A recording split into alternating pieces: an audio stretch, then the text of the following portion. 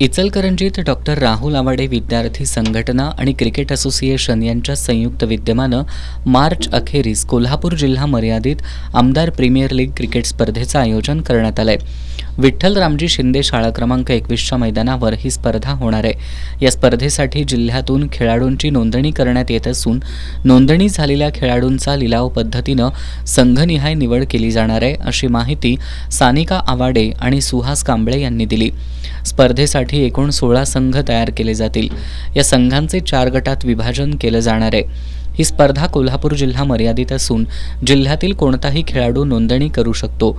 नोंदणीसाठी 25 फेब्रुवारी ही अंतिम तारीख असून त्यासाठी 299 रुपये इतकं शुल्क आकारलं जाणार आहे. साखळी पद्धतीनं खेळवण्यात येणाऱ्या या स्पर्धेत दररोज 6 सामने होतील. स्पर्धेतील विजेत्या संघाला आमदार राहुल आवाडे यांनी विधानसभा निवडणुकीत मिळालेल्या मताधिक्या इतकं म्हणजे 56,811 रुपयांचं बक्षीस दिलं जाणार आहे. पत्रकार परिषदेला अक्षय बर्गे, राहुल खामकर, फहीम पाथरवट, नितीन गुलफागे, विनायक आंबिलढोक, राहुल मलके, जावेद सनदी आदी उपस्थित होते.